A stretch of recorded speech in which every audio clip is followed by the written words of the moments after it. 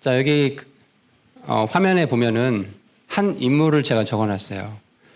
윌리엄 카우퍼라는 사람이 있는데요. 찬송 작가예요. 예. 영국의 유명한 찬송 작가인 윌리엄 카우퍼가 32살 때 자신의 인생이 너무 괴로워서 이제 생을 스스로 마감하려고 계획을 세웠어요. 자, 그래서 첫 번째 계획은 어떻게 했냐면 가장 쉬운 게 보통 사람들이 자살할 때 어디로 가요? 네, 한강을 많이 가죠. 네. 영국에는 템즈강이 그런 장소래요. 그래서 마부에게 이제 템즈강으로 좀 가주십시오. 그래서 이제 갔는데 거기서 이렇게 말을 타고 가는 거죠. 그 마차를 타고. 근데 이제 마부가 보니까 이 사람이 뭔가 심상치 않은 거죠. 아주 얼굴에 이제 수심이 가득하고 곧 뛰어내릴 것 같은 그런 느낌이 들어서 그 사람을 내려주고 나서 마부가 가지 않고 지켜보고 있다가 막 뛰어내리는 찰나에 붙잡았어요. 아, 젊은 청구가 왜 이런 일을 하냐. 용기를 가지고 좀 굳세게 살아야 되지 않겠냐라고 얘기를 해줬어요. 그래서 자살 시도가 이제 실패가 된 거죠. 자, 집에 이제 돌아왔어요. 내가 여기서 멈추면 안 되겠다. 음독 자살을 또 시도해요. 독극물 같은 걸 마신 거예요. 그런데 그 시간에 정말 우연치 않게 이웃집에 사는 사람이 그 집을 방문해서 그 사람이 막 약을 먹고 거품을 내고 있었겠죠. 그래서 데려가가지고 해독제를 먹여서 살려놨어요. 이 사람이 포기했을까요? 세 번째 시도를 합니다. 면도날로 동맥을 끊고 죽겠다. 이렇게 계획을 세워요. 그런데 놀랍게도 그 순간에 면도날이 부러진 거예요. 그래서 네, 세 번째 시도도 실패가 된 거죠. 마지막으로 이제 그가 포기하지 않았어요. 네 번째는 이번엔 꼭 성공하리라라는 신념으로 목을 매달았어요. 이제. 근데 목 매달아서 이제 죽으려고 했는데 또 그 순간에 정말 우연찮게 옆집에 이웃에 있는 사람이 달려와가지고 매달려 있는 그를 이렇게 끌어내린 거죠. 자, 이 네 번의 자살의 시도를 했지만 결국 죽지 못했어요. 그래서 나는 죽을 수도 없는 운명이구나. 이제 이런 생각을 가지고 정신병에 너무 심했다고 해요, 이 사람이. 병명은 나오지 않았지만 너무 고통스럽고 그랬었는데 이웃 사람들의 따뜻한 배려로 보살핌을 좀 받고 그리고 이제 전도를 받게 된 거예요. 그래서 이 사람이 교회를 나가게 됐죠. 자, 교회를 나가게 됐는데 그 교회의 목사님이 그 유명한 존 뉴턴 목사님 혹시 들어봤나요? 이분의 감사해요. 들어봤던 분 몇 분 계셔서. 이분의 이름은 익숙하지 않다 하더라도 이분이 지은 노래는 다 기억해요. 전 세계 사람들이. 그리스도인이라면. 나 같은 죄인 살리신. 근데 이 찬양을 작사하신 그 존 뉴턴 목사님이 교회에 이제 이 윌리엄 카우퍼가 이제 가게 된 거예요. 이제 거기서 이제 성도들의 도움을 받고 또 그 존 뉴턴 목사님과 함께 교제를 나누면서 이제 많이 이제 회복이 된 거예요. 이런 정신병 이런 것들이. 그러면서 이제 자기에게 뭔가 이렇게 시를 적을 수 있는 작사 능력이 있다라는 걸 발견하게 됐어요. 그래서 그가 이제 목사님 어쨌든 그 나 같은 죄인 살리신이라는 그 유명한 곡을 작곡하고 작사하신 분이기 때문에 뭔가 지도를 좀 해주셨겠죠. 그래서 그분의 지도 아래에 찬송곡을 쓰게 됐고 이 윌리엄 카우퍼가 쓴 찬송이 무려 67곡이 된다고 합니다. 그 중에 대표적인 곡이 이제 영어로는 이렇게 되어 있어요. 네, 샘물과 같은 보혈은 그 찬양이에요. 여러분 잠깐 저를 봐보세요. 이 사람이 몇 번을 시도했죠? 죽으려고? 4번을 시도했어요. 근데 우연히 마부가 구해주고 우연히 이웃집 사람이 와서 해독제를 먹여주고 면도날이 우연히 부러지고 우연히 옆집 사람이 와서 목 매달려 있는 그것을 끌어내렸어요. 우연이었을까요? 세상 사람들은 운이 좋았네. 조상떡이 맞나 보다. 뭐 이렇게 표현을 합니다. 그러나 우리 그리스도인들은 이걸 우연이라고 하지 않아요. 이걸 뭐라고 하냐면요. 바로 하나님의 섭리라고 불러요. 하나님의 섭리. 오늘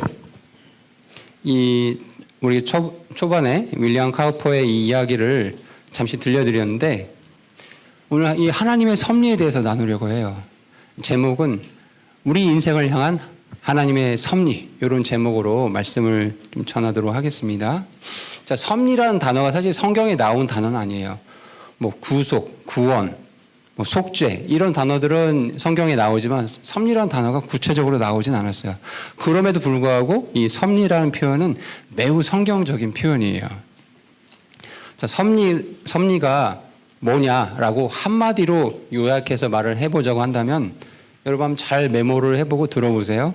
하나님께서 인류를 포함한 모든 피조물에게 자신의 목적을 성취하기 위해서 지식과 지혜와 계획, 능력, 사랑을 가지고 모든 것들을 이끌고 돌보신다는 개념이에요. 다시요. 하나님께서 저와 여러분, 이 사람뿐 아니라 온 우주 만물, 이 피조물들을 돌보신다는 거예요. 자신의 계획과 능력, 사랑을 가지고.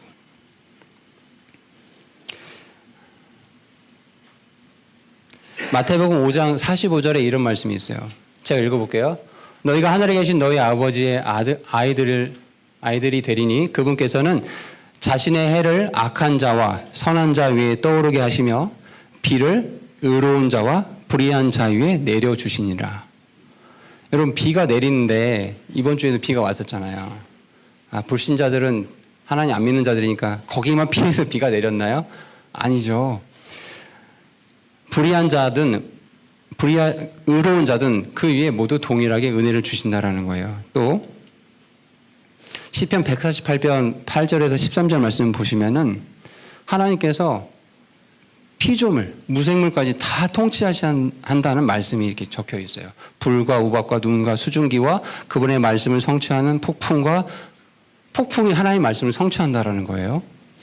산들과 모든 작은 산과 열매 맺는 나무와 모든 백향목과 짐승과 모든 가축과 기는 것들과 날아다니는 날짐승과 땅의 왕들과 모든 백성들과 통치자들과 땅의 모든 재판관들과, 자, 앞에 이런 자연 현상들, 또 뒤에 가보면 땅의 왕들, 백성들, 통치자들 모두 하나님의 주관 아래에 있다라는 얘기를 이렇게 하고 있어요.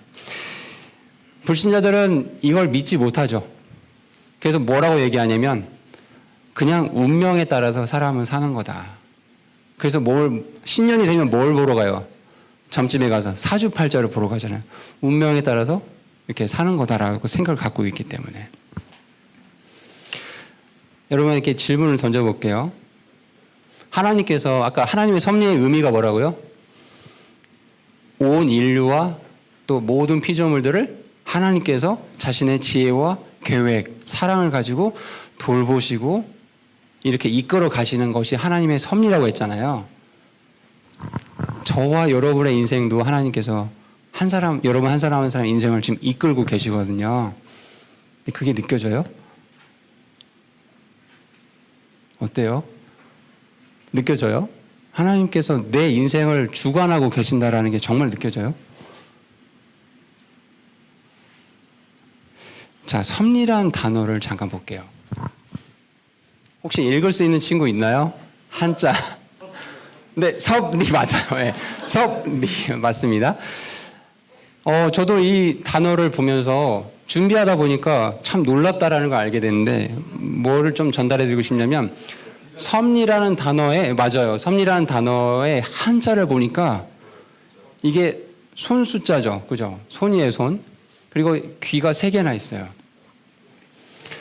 그러니까 귀가 3개나 있는데 손을 가까이 대고 들어야 그 소리를 들을 수 있다는 거죠. 저와 여러분의 인생을 하나님께서 주관하고 계신다니까요. 이끌고 계세요. 그런데 분주하게 막 내 계획대로 살다 보면 아무것도 안 보이는 거예요. 그게 들리지도 않고 조용히 하나님과 기도하는 시간, 1대1과 대화하는 시간에 하나님의 음성을 잘 귀 기울여 들어보면 내가 너를 사랑한다 이렇게 말씀하신다는 걸 알 수 있을 것 같아요. 이 한자에도 이렇게 놀랍게 이런 표현이 있다는 게 놀라운 것 같아요. 자, 그런데 이제 여러분에게 실질적인 질문을 던져볼게요. 좋아요. 하나님께서 모든 것들을 통치하시고 주관하셔서 이 세상이 지금 흘러간다라는 걸 그래 머릿속으로는 이해를 했어요. 그럼 이제 이런 마음이 들 수도 있어요. 그럼 이 세상의 모든 게 하나님의 어떤 시나리오대로 그냥 흘러가는 그런 뭐 영화가 같은 것들인가?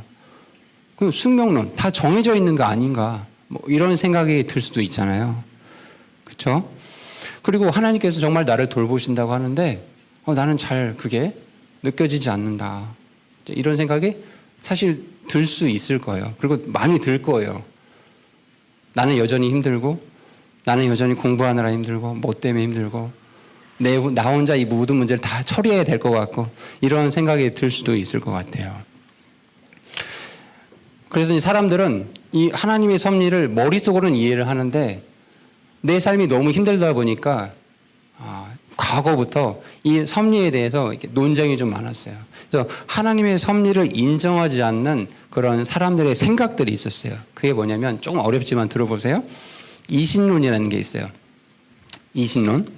이건 뭐냐면요. 17세기 말부터 유럽과 또 미국까지 펼쳐진 번져간 개념인데 어떻게 생각해보면 고개가 끄덕일 거예요. 무슨 얘기냐면 하나님께서는 너무 크신 분이기 때문에 일단 이 세상을 창조하신 이후에는 이 세상은 그냥 자신이 만들어 놓은 법칙대로 어떤 자연의 법칙들이 있잖아요. 물리 법칙들이 있잖아요. 그냥 그대로 흘러가게끔 내버려 두신다라는 생각이에요. 무신론은 아니지만 하나님께서 피조세계에 개입하지 않으신다라는 그런 생각을 갖고 있는 거죠. 그러나 이거는 성경적인 생각이 아니에요. 하나님의 섭리를 한마디로 하면 하나님의 주권과 통치라고 한번 봐볼게요. 근데 우리 인간에게 뭐가 있죠? 뭔가를 선택할 수 있는 자유가 있어요. 자유의지, 선택권이 있어요. 그죠? 지금 이 자리에 여러분이 예배에 참석한 것도 선택해서 나온 거죠. 아침에 모른 척하고 그냥 아프다고 핑계대고 잘 수도 있었잖아요. 근데 선택해서 나온 거란 말이에요. 그러면 하나님의 주권, 이걸 하나님의 섭리라고 생각해보고 인간의 선택, 이 둘이 충돌되는 게 아닌가 뭐 이런 생각이 들 수 있을 거예요. 성경은 이 두 가지가 충돌되는 것처럼 보이지만 결국에는 하나님의 뜻과 목적이 선하게 이루어지고 있다는 것을 곳곳에서 보여주고 있어요. 자, 예를 들어서 이집트에서 이스라엘 백성들이 이제 나오는 과정을 한번 생각해 보세요. 하나님의 목적은 정해져 있어요. 뭐였죠? 이스라엘 백성을 이집트에서 빼내시는 게 하나님의 목적이에요. 근데 누가 반대하죠? 그 일에? 네, 파라오가 반대하죠.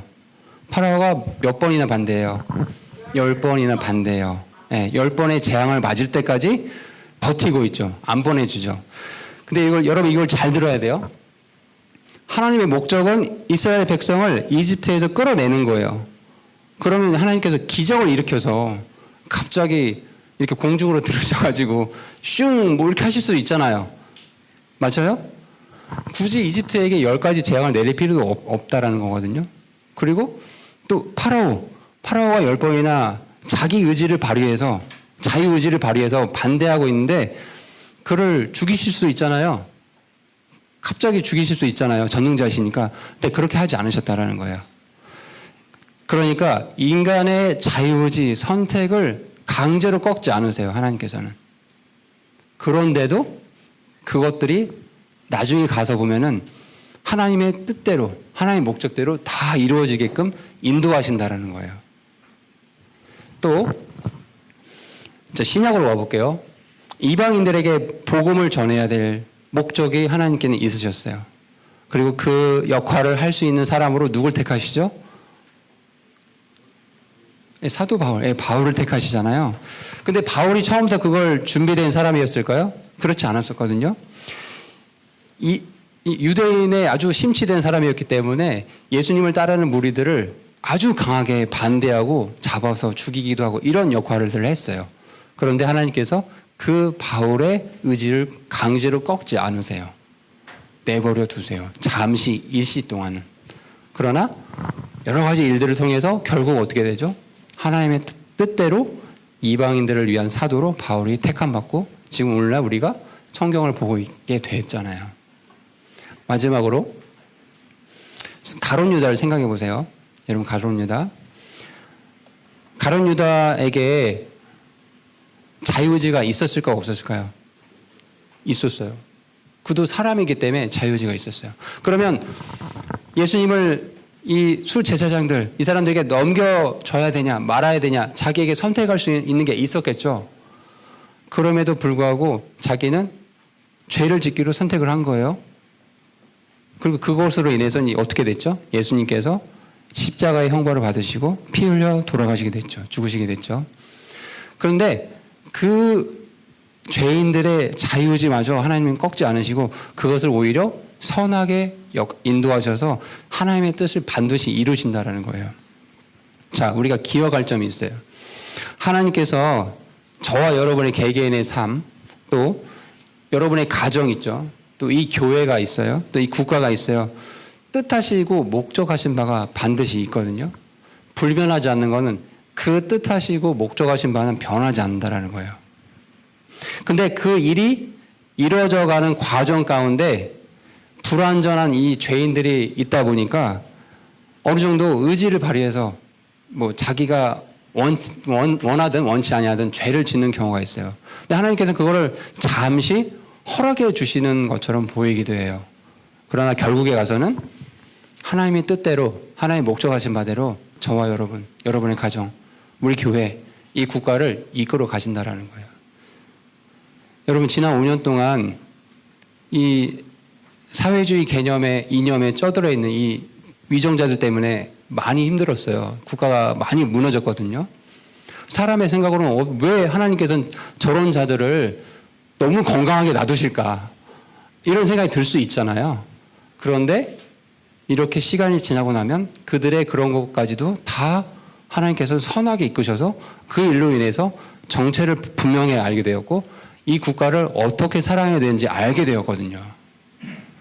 이게 하나님의 섭리라는 거예요.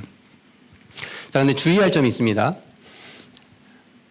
자, 그러면 성도의 죄, 우리가 죄를 지을 수 있잖아요. 근데 이 죄까지 하나님께서는 선하게 이끄신다라는 게 하나님의 섭리인데, 그러면 이 죄에 대해서 면죄부를 주는 거냐? 그렇진 않다라는 거예요.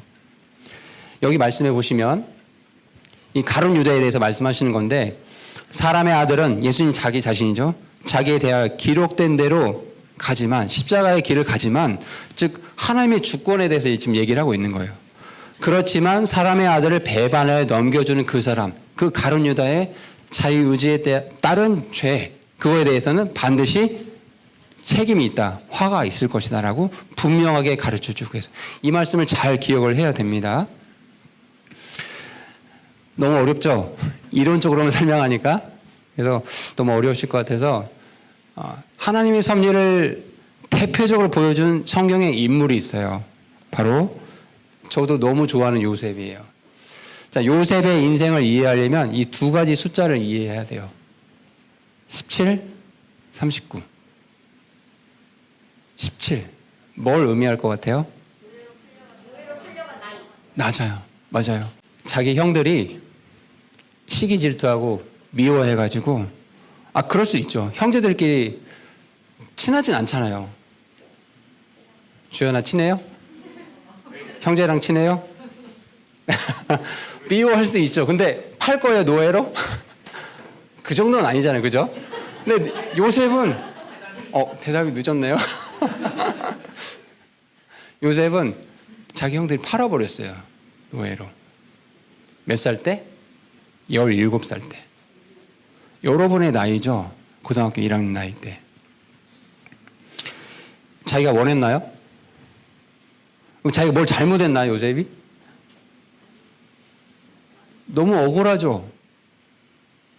요셉이 17살 때 이런 일을 당했을 때 이런 생각이 들었을 것 같아요. 하나님, 제가 뭘 크게 잘못했습니까?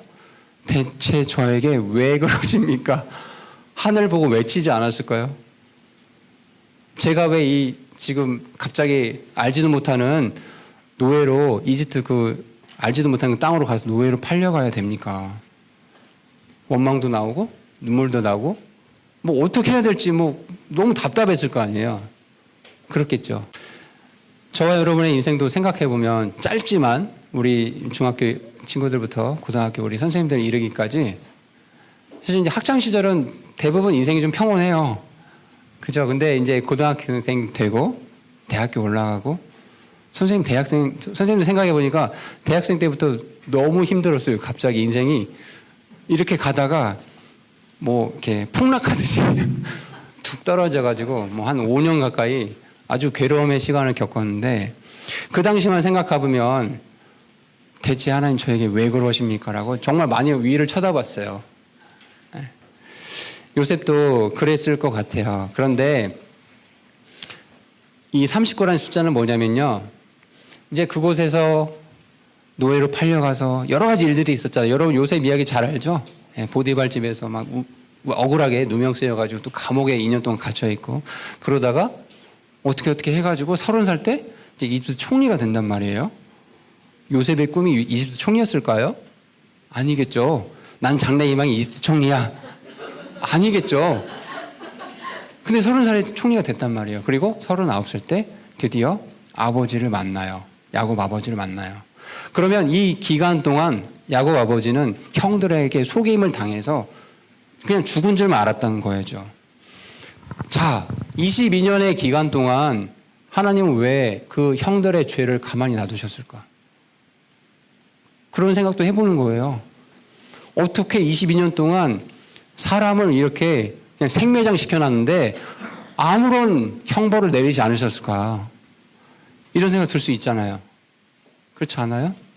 그런데요, 요셉이 39살 때 이집트 총리가 되어서 온 세상의 기근이 들었을 때 야곱과 그의 가족들, 자기 가족들이죠.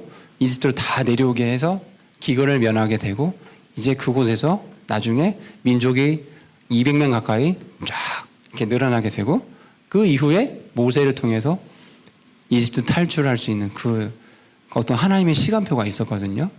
그러니까 생각해보면 17살 때 노예로 팔려갔던 게 하나님의 은혜라는 거예요. 그렇죠. 노예로 안 팔려갔으면 기근 때 다 굶어 죽었어요.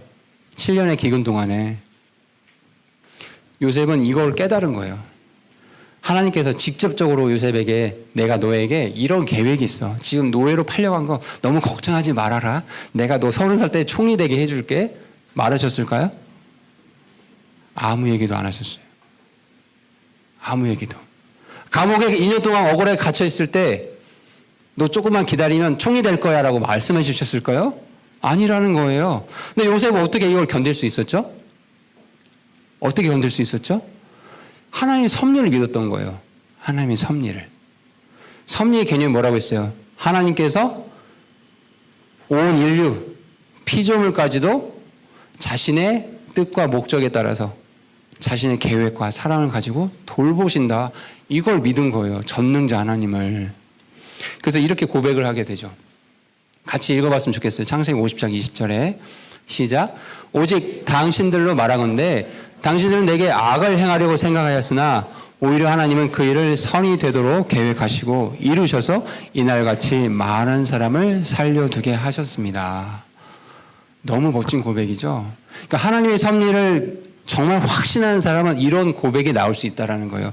당신들은 22년 동안 내가 죽은 사람인 것처럼 아버지를 속이고 이렇게 죄에 대해서 대가도 받지 않아서 승승장구한 것처럼 보여서 내가 괴로움이 너무나 심했습니다 하고 고백하지 않았어요.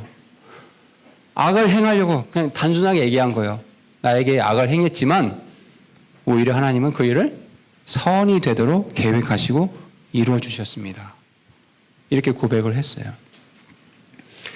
오늘 우리가 본문을 읽었던 로마서 8장 28절을 여러분 다시 한번 이 말씀의 의미를 단어 하나하나의 의미를 한번 생각해 보세요. 우리가 알거니와 구원받은 자들은 알고 있다라는 거예요. 다만 믿지 못할 뿐이에요. 우리가 믿음이 연약할 때. 이론적으로는 알고 있어야 돼요. 사실 오늘 몰랐다면 알고 계시면 좋겠어요. 우리가 알거니와 하나님을 사랑하는 자들. 여러분 다 하나님 사랑하시죠? 맞아요? 하나님 사랑합니까? 곧 그분의 목적에 따라 부르심을 받은 자들. 여러분 우리가 하나님을 사랑한다고 하지만 사실은 하나님께서 우리를 먼저 사랑하신 거예요. 요한 1서 말씀에 보면은 내가 너를 먼저 사랑해서 이렇게 말씀들이 있거든요. 근데 우리를 이렇게 사랑하신 이유가 뭐냐? 목적에 따라 불러주셨다라는 거예요. 알 수는 없어요. 어떤 목적이 있는지. 요셉의 인생이 다르고 야곱의 인생이 다르고 저와 여러분의 인생이 각각 다 다를 거니까. 그러나 그 분의 목적에 따라 다 불러주셨다라는 거예요.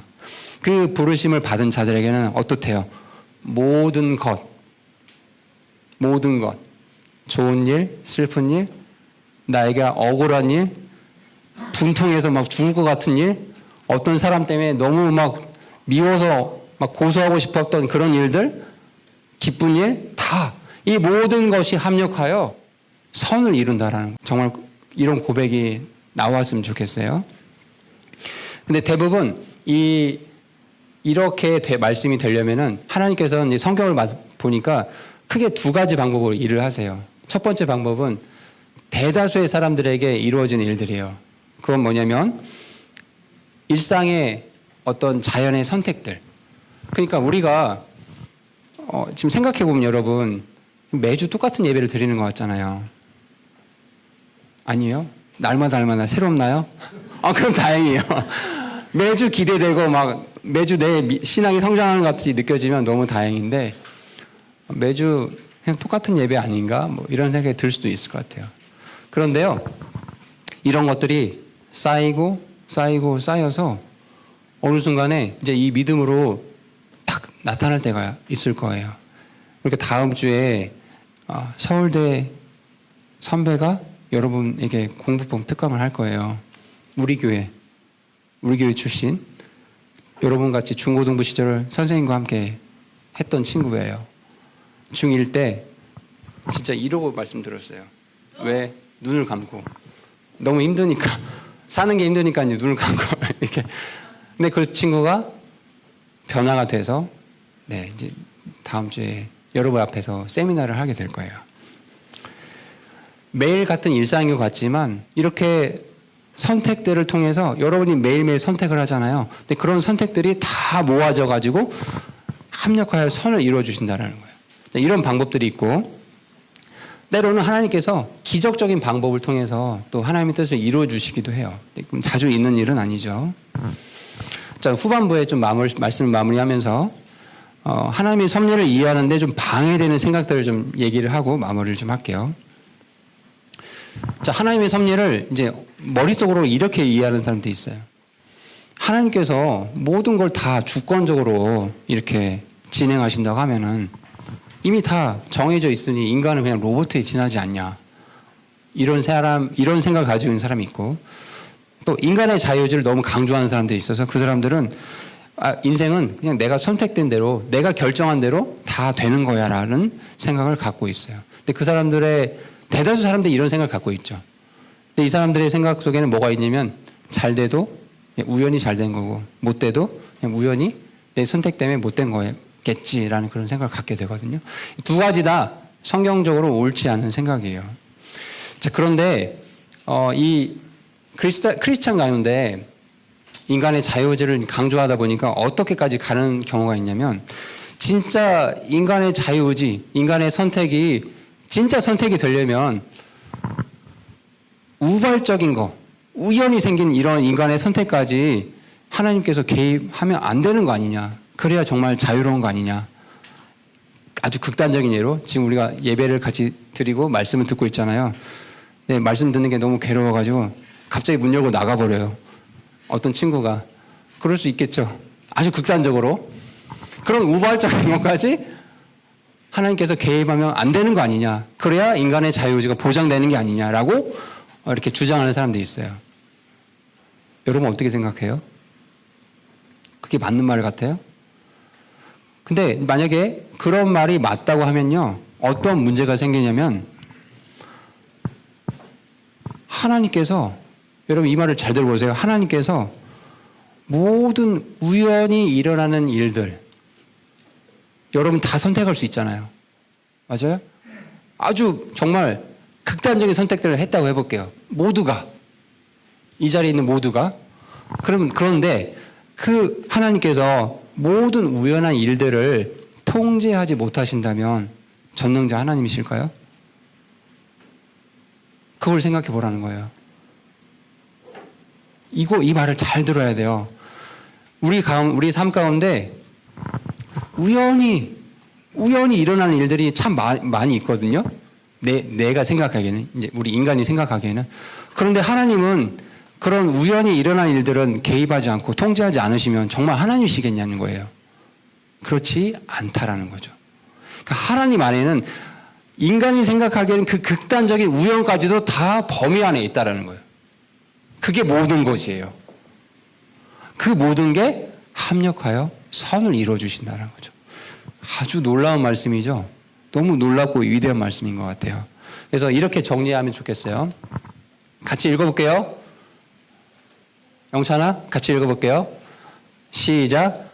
하나님의 섭리는 우리의 자유를 파괴하지 않는다. 도리어 하나님의 섭리는 우리의 자유를 허용하시는 가운데 하나님의 무한한 지혜 속에서 하나님의 뜻과 목적하심을 이루어 가신다. 네. 이 말을 잘 기억하시면 좋겠어요. 선생님이 이번 주에 목요일인가 비가 많이 왔었잖아요. 근데 재미난 경험을 했어요. 이렇게 이제 사무실에서 내려와서 복도를 내려가는데 비가 왔는데 참새 한 마리가 들어와 있는 거예요, 복도에요. 그 참새는 아닙니다. 말로 하는 것보다는 이제 비 맞은 참새. 진짜 참새가 비를 피해가지고 어떻게 창문이 열려 있는지 그 복도에서 날아다니고 있는 거예요. 조그만 복도에서. 그래서 내려가는데 계속 따라오는 거죠, 참새가요. 그래서 약간 무섭더라고요, 참새가. 이렇게 쫄까봐. 그래서 되게 신기하다. 참새도 비를 피해서 이렇게 돌아왔구나. 이제 이런 생각을 했는데 말씀을 준비하다 보니까 이런 말씀이 있어요. 누가복음 12장 7절에 오직 아버지께서 너희 머리털까지도 다 세셨나니 그러므로 두려워하지 말라. 너희는 많은 참새보다 더 귀중하니라. 이렇게 말씀을 하고 있어요. 하나님께서요, 여러분 머리털 세고 계신대요. 기쁘지 않아요? 나는 내 머리털 몇 개인지 모르잖아요. 아침에도 머리 감으면서 몇 개 빠졌을 거 아니에요. 그죠? 좋겠네요. 머리 안 빠져서. 네. 네. 근데 우리 아버지께서 그 머리털 개수도 다 아신다라는 거예요. 그러니까 두려워할 게 없다라는 거죠. 너희는 많은 참새보다 더 귀중하다. 그 비 맞은 참새 한 마리까지도 하나님께서 다 돌보신다는 거죠. 그 복도에 들어온 참새를 보면서 이런 말씀을 같이 연관해서 생각하니까 너무 감사하더라고요. 우리가 두려워하는 이유는 우연히 일어난 일들이 내 계획의 바운더리 안에서 벗어난 일들이 있었을 때 두려워하는 거거든요. 요셉의 계획 속에 이집트 노예로 팔려가는 계획은 없었거든요. 그렇겠죠. 네. 그래서 두려워하게 되는 거거든요. 그런데 하나님께서 뭐라고 하세요? 두려워할 필요가 없다. 왜? 너희 자신도 모르는 너희 머리털 개술도 하나님은 전능자이기 때문에 다 알고 계신다. 그래서 이 모든 일, 저와 여러분에게 일어난 이 모든 일을 하나님께서 다 합해 주세요. 실수하고 죄짓고 누구랑 싸우고 원망하고 미워하고 뭐 좋은 일도 있겠죠. 근데 그 모든 일을 다 합하셔서 선하게 인도해 주신다라는 거예요. 이게 하나님의 섭리의 놀라운 은혜입니다. 네. 그래서 오늘 하나님의 섭리를 배웠어요. 이 말씀 다시 한번 우리 마음에 새겼으면 좋겠어요. 마음에 새겨볼게요. 읽고 마칠게요. 로마서 8장 28절. 우리가 알거니와 하나님을 사랑하는 자들 곧 그분의 목적에 따라 부르심을 받은 자들에게는 모든 것이 합력하여 선을 이루느니라. 네, 기도하겠습니다. 아멘. 아버지, 로마서 8장 28절 이 위대한 말씀을 그냥 표어가 아니라 정말 우리에게 약속을 주신 주님을 찬양합니다. 우리가 알거니와 하나님을 사랑하는 자들 곧 하나님께서 우리를 불러주신 그 목적에 따라 부르심을 받은 자들에게는 모든 것이 합력하여 선을 이루어 주시겠다라는 이 약속의 말씀을 우리가 믿음으로 고백합니다. 주님, 때로 살다 보면 우리의 계획과 벗어난 일들 때문에 두려워하고 하나님을 원망하게 하는 경우가 종종 있는 모습을 우리 자신을 보게 됩니다. 주님, 믿음이 연약한 모습들이 나올 때마다 이 말씀을 우리가 함께 기억하고 다시 주님을 신뢰하고 주님을 사랑하는 우리 모두가 될 수 있기를 원합니다. 주님, 우리 학생들 공부하고 또 친구 관계, 또 미래의 진로, 또 가정에서 이런 여러 가지 일들 가운데 나름대로의 인생의 어려움들이 있고 또 말 못할 그런 어려움들 때문에 소갈이 할 때도 있을 텐데 하나님께서 이 우리 작은 아이들의 신음소리에도 주님께서 기억해 주시고 주님과 조용히 기도하고 1대1로 대화하는 그 시간에 섭리 가만히 두 손을 모아 주님께서 나에게 뭐라 말씀하신지를 잘 귀 기울이고 주님께서 우리에게 주신 이런 말씀들, 소망의 말씀들을 기억하고 두려워하지 않고 믿음으로 나아갈 수 있는 저희 모두가 될 수 있도록 주님 인도해 주시옵소서. 주님 한 주간의 삶도 주님께 다 맡겨드리며 예수님 이름으로 기도합니다. 아멘.